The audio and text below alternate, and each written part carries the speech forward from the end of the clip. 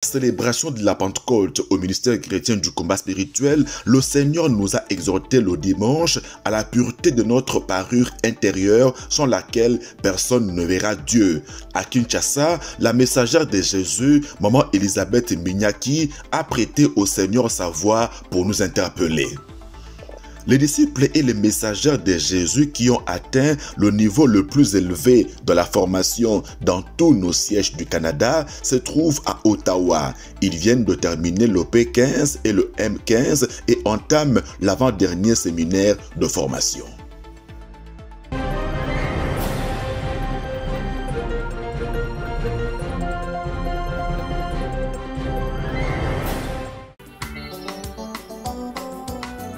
Ils sont une centaine de jeunes chrétiens combattants qui mouillent leur maillot spirituel dans une même classe depuis une dizaine d'années pour la recherche de la délivrance à la JCC Kinshasa. Ces jeunes qui ont dernièrement terminé le niveau de formation de J36 consacré aux fonctions spirituelles et d'appui au ministère chrétien du combat spirituel ont été présentés le dimanche 28 avril à la Cité de Triomphe. Ils sortaient d'un programme de jeûne et prière de 7 jours. Formés par le disciple de Jésus, Papa Jean-Claude Ekambo, ces jeunes ont reçu la prière de recommandation dans le creux de la main du Tout-Puissant, dite par Dr Rémi Kapongo, l'un des pionniers de la deuxième vague de formateurs à la JCC. Que la société soit impactée au Dieu de gloire éternelle par leur comportement, Seigneur. Ils seront toujours la tête, ils ne seront jamais la queue. De la même manière que tu avais donné l'intelligence 10 fois supérieure à Daniel, je vois cette jeunesse, ô éternel Père, être revêtue d'une intelligence particulière. Cette jeunesse va diriger ce pays, cette jeunesse va diriger ce monde, cette jeunesse va diriger cette ville, et on saura qu'il y a un Dieu éternel Père de gloire, que nous prions en ce lieu. Bien avant de dire la prière, Papa Dr Rémi Kapongo a exhorté les parents à s'investir davantage dans la formation spirituelle de leurs enfants, d'autant plus que nous sommes dans un ministère d'enseignement, de délivrance, de formation et d'entraînement au combat spirituel. Ces jeunes passent maintenant au J37, séminaire de formation des disciples et messagères de Jésus, le dernier du premier cycle de formation au ministère chrétien du combat spirituel, communément appelé le cycle de base.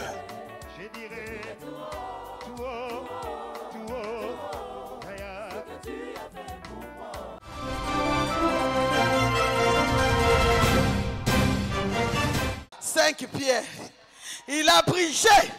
À 3 semaines de la célébration de la Pentecôte au ministère chrétien du combat spirituel, le Seigneur continue de nous interpeller sur l'état de nos cœurs. Ce dimanche 28 avril, partant de la Cité de Triomphe, la source, le Saint-Esprit nous a renvoyés à notre parure intérieure qui est appelée à la sanctification et à la pureté. C'est elle qui fait que nous soyons d'un grand prix devant l'Éternel, comme le stipulait d'ailleurs le thème de ce culte d'adoration.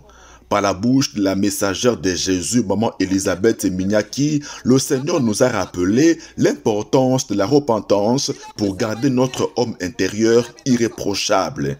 Le diable qui le redoute nous distrait par des soins exagérés des apparences alors que Dieu n'en a cure. La pureté de la parure intérieure conduit à de grandes victoires comme celle de David, l'homme selon le cœur de Dieu, devant Goliath, a développé Maman Elisabeth Mignaki, formatrice de renom à la CFMC.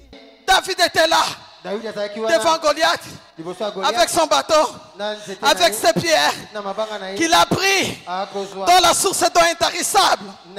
Alléluia, Il était là, mes bien-aimés. Il était là avec les 5 pierres. Mes bien-aimés, David se met devant Goliath. Et Goliath le voyait petit enfant. Et Zandeyo, yo écoutez le côté. Or David était revêtu. David était revêtu du nom de Jésus, de la puissance de Dieu, de la puissance du Seigneur. Ce n'était pas le David le petit garçon, mais la parure intérieure. C'était un grand guerrier. Un grand guerrier que Goliath ignorait. Mais bien aimé, il y a des gens qui t'ignorent. Oh, écoute, tu as Jésus en toi.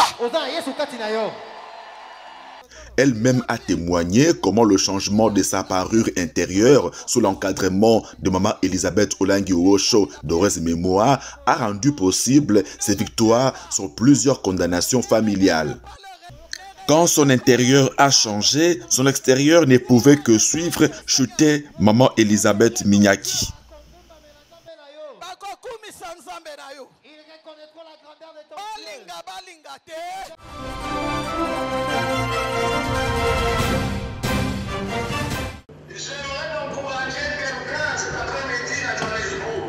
Culte d'adoration de ce dimanche 28 avril au siège FOW de Johannesburg sur fond d'un appel de réconfort de toute la communauté du ministère venant du berger sentinelle Papa Alec Gabriel Olangi à la suite du rappel à Dieu des mamans Aline de Mapepe, messagère de Jésus et présidente du social de ce siège.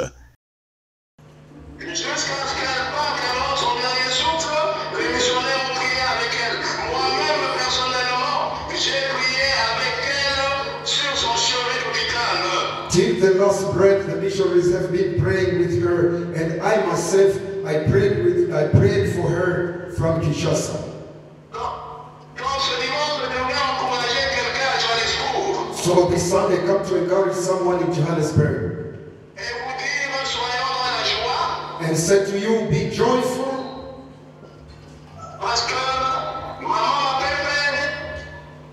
because Mama,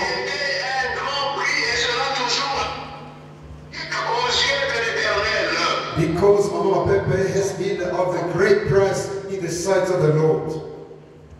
C'est d'ailleurs à cause de ce décès que le numéro 1 de la fondation a dépêché le couple da Silva à Johannesburg pour le représenter et réconforter la famille Mapepe, le mari étant le secrétaire général de la fondation Olangi Osho en Afrique australe. Ce message de réconfort a fait le lit de l'exhortation du jour donnée par le disciple de Jésus, Papa Claude Dimagne. Il a convié ses frères et sœurs à accorder la priorité à la pureté de leur parure intérieure, sans laquelle personne ne verra le Seigneur.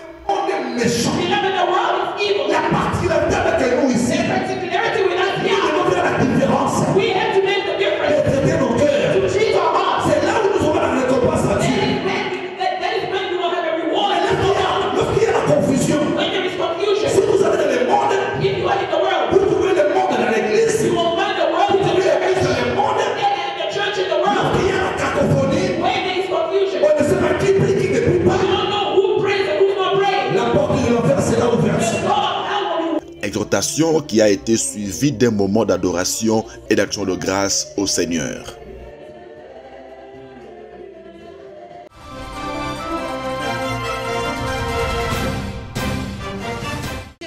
Moi j'ai monté un autre échelon. Alléluia. Les chrétiens combattants qui ont atteint le niveau de formation les plus élevés dans tous les sièges du ministère chrétien du combat spirituel au Canada se trouvent au siège d'Ottawa. Ils étaient respectivement au P15 pour les hommes et M15 pour les femmes.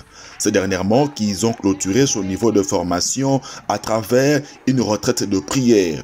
Au sortir, ces deux groupes ont été présentés à toute la communauté du ministère lors du culte d'adoration.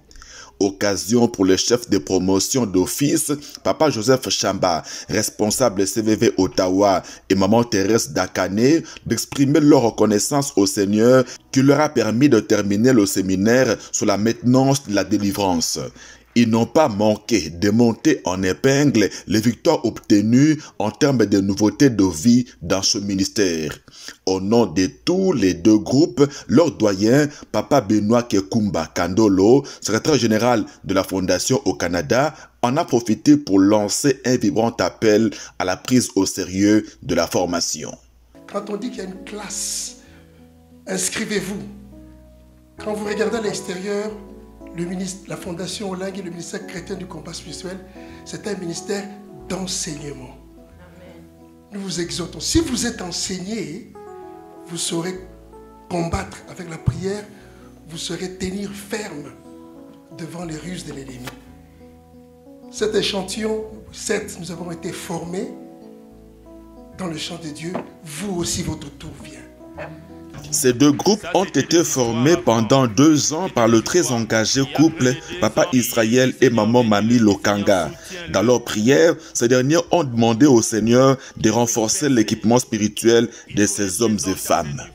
Nous ouvrons le ciel, car il nous a été donné. Ce que nous lierons sur la terre sera lié dans les cieux. Nous entrons autour de la table du gouvernement céleste et nous venons délier les portes, nous venons délier les laitons et nous vous faisons entrer dans votre prochaine dispensation. Dispensation de la gloire, dispensation de l'action, dispensation des contre-actions, dispensation des changements. Ces papas et mamans qui passent au P16 et M16 sont parmi les piliers du ministère à Ottawa. Ils sont tous très actifs dans les fonctions spirituelles et d'appui au ministère, engagement qu'ils vont d'ailleurs approfondir et consolider au cours du prochain séminaire de formation. À la fin, inspirés par le Saint-Esprit, les formateurs ont prié pour les couples formés en vue de la réconciliation et du renforcement de leur unité, marquant ainsi un nouveau départ dans leur mariage, ce qui aura des effets positifs indéniables sur la marche générale du ministère. Engagés dans les mariages et dans les ministères au nom de Jésus-Christ.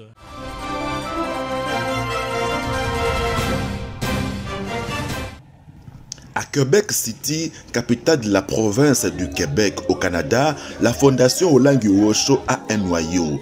Il s'ajoute aux 4 grands sièges qui existent, à savoir Ottawa, Montréal, Toronto et Sherbrooke. Ce noyau existe depuis 2 ans, ce à l'initiative du couple Michel et Rachel Houle. Avant d'ouvrir ce noyau, ils allaient en groupe adorer chaque dimanche à Montréal, à plus d'1 heure de route d'ici. Juste moi, c'est venu ici, c'est qu'on a fait les prières ensemble, c'est qu'on a fait donc les prières avec quelques mamans là, de Québec.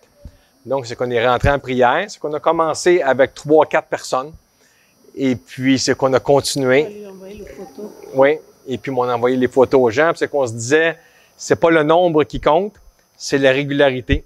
Et puis, les gens vont venir, et puis c'est à l'Esprit Saint aussi ensuite d'agir. Fait qu'on prie aussi pour que l'Esprit Saint touche les gens de Québec, qui puissent enlever les deuxièmes voies, qui puissent enlever les voiles noirs, qui empêchent les gens de venir. Et donc, sauf que nous, c'est qu'on est là. Et c'est qu'on a des superbes témoignages aussi, c'est qui s'accumulent. Et puis, ça va continuer. Mais c'est qu'on laisse Dieu agir. Pour le moment, les chrétiens combattants de Québec City se retrouvent 1 fois par semaine pour leur intercession. Ils reçoivent régulièrement 2 missionnaires en provenance de Montréal pour leur encadrement spirituel. On leur dit que les combats spirituels, c'est une vie de victoire en Jésus-Christ. Et on leur montre, c'était l'historique, que tout homme doit avoir une histoire dans sa vie et que les antécédents de leur vie, de leurs parents, grands-parents, peuvent empêcher leur croissance spirituelle et même autre de la vie terrestre telle que matérielle et autres. Les frères et sœurs sont très engagés et plusieurs expérimentent déjà la main de Dieu du combat dans leur vie. Pour le couple coordonnateur, l'avenir est reluisant. C'est qu'on est vivant, c'est qu'on existe et puis on est vivant, c'est qu'on veut ensuite continuer le ministère, c'est qu'on veut le faire gloire. j'ai une conception peut-être du Québec que je veux comme inclure, de quelle façon faire certains ajustements avec le ministère pour que ça soit plus accessible vers des Québécois, des Québécoises. Et puis, ayant le rôle de cordon, j'ai cette responsabilité-là, mais j'ai aussi cette facilité-là de pouvoir peut-être le faire. Et puis, à la place de le dire, je veux montrer l'exemple. Le noyau de Québec City fait son chemin et visiblement, rien n'arrêtera la marche qui devra faire de lui, d'ici quelques années, un siège à part entière de la Fondation Olangi Osho au Canada.